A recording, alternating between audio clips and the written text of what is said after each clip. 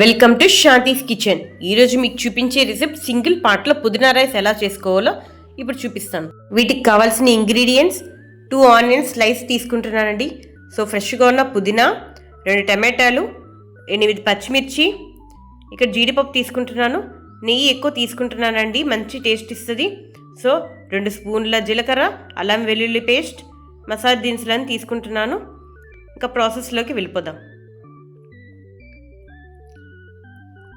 ఇక్కడ రైస్ నేను 2 కప్స్ తీసుకుంటున్నాను. హాఫ్ అన్ అవర్ ముందు నానబెట్టుకున్నానండి. ఇప్పుడు ఒక చిన్న మిక్సీ జార్ తీసుకొని అందులో పచ్చిమిర్చి, పుదీనా ఇవన్నీ మిక్సీ చేసుకుందాం. దీంట్లో కొంచెం సాల్ట్ వేసుకొని పేస్ట్ చేసేసుకుందాం. ఇక్కడ ఒక కుక్కర్ తీసుకొని 3 స్పూన్స్ ఆఫ్ ఆయిల్, ముందు గీ అనుకున్నాం కదండి, అది 3 స్పూన్స్ గీ వేసుకుంటున్నాను. సో మసాలా దినుసులని ఒక్కొక్కటిగా వేసేసుకుందాం.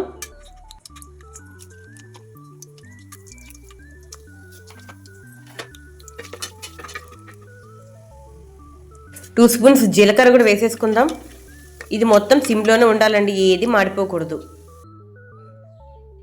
ఇక్కడ 2 ఆనియన్ స్లైస్ కూడా తీసుకుంటున్నాను. ఇందులో మీకు పచ్చిమిర్చి కావాలంటే 2 వేసుకోండి. నేను ఆల్రెడీ మిక్సీ వేసుకున్నాను కాబట్టి అవసరం లేదు. అల్లం వెల్లుల్లి పేస్ట్ 2.5 స్పూన్ తీసుకుంటున్నాను. నా రైస్కి సరిపడే అల్లం వెల్లుల్లి పేస్ట్ తీసుకుంటున్నాను. ఇదంతా ఆయిల్ బయట వచ్చేంత వరకు బాగా 2 మినిట్స్ బాగా కుక్ చేసుకున్న తర్వాత టమాటోస్ వేసుకుందాం. ఈ టమాటోస్ బాగా మెత్తబడిన తర్వాత ముందు పేస్ట్ చేసుకున్న పుదీనా పేస్ట్ వేసుకుందాం. సో ఇది ఆయిల్ ఎగిరేంత వరకు బాగా రోస్ట్ చేసుకుందాం 2 మినిట్స్ సిమ్లోనే. సో ఆయిల్ అనేది సెపరేట్ అవుతుంది, చూసారా. ఇప్పుడు నేను జీడిపప్పులు వేసుకొని ఒక్కసారి అన్నీ కలిసేలాగా కలిపేసుకుంటున్నాను. ఇక్కడ మనం నానబెట్టుకున్న బియ్యం తీసుకుంటున్నానండి. ఇక్కడ నేను బియ్యం సోనా మసూరి తీసుకుంటున్నాను కాబట్టి 2 మినిట్స్ నేను ఆ మసాలాలో ఫ్లిప్ చేసుకుంటున్నాను రైస్ అంతా. మీరు బాస్మతి రైస్ అయితే మీరు మసాలా తగిలేంత వరకు కొంచెం ఫ్లిప్ చేసుకుంటే సరిపోతుందండి. దీనికి ఎక్కువ కలబెట్టాల్సిన అవసరం లేదు, బ్రేక్ అయ్యే ఛాన్సెస్ ఉన్నాయి బాస్మతి రైస్ అయితే. ఇక్కడ నేను మసూరి రైస్ కాబట్టి ఒక గ్లాస్కి 2 గ్లాసెస్ ఆఫ్ వాటర్ తీసుకుంటున్నాను. అదే బాస్మతి రైస్ అనుకుంటే ఒక గ్లాస్కి 1.5 గ్లాస్ వాటర్ తీసుకోండి. ఇంకా సాల్ట్ వేసేసుకుంటున్నాను. ఇక్కడ హాఫ్ లెమన్ పిండుతున్నానండి.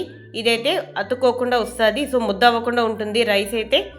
ఇంకా నేను ఉప్పు కారం చూసుకున్న తర్వాత నేను విజిల్ పెట్టేసుకుంటున్నాను. ఇక్కడ 3 విజిల్స్ వస్తుందండి. నాకైతే 3 విజిల్స్ అయితే కరెక్ట్గా పర్ఫెక్ట్గా ఉడికిపోతుంది. ఇప్పుడు ఓపెన్ చేసి చూద్దాం మన రైస్ ఎలా వచ్చిందో.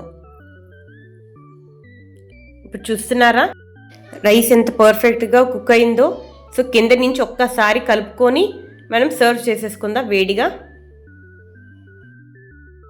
చూసారా పుదీనా రైస్ ఎంత పర్ఫెక్ట్గా వచ్చిందో. మీరు ఇంట్లో ఇలాగే ట్రై చేసి దీని టేస్ట్ ఎలా ఉందో నాకు కామెంట్ చేయండి. సబ్స్క్రైబ్ చేసుకోవడం మర్చిపోకండి.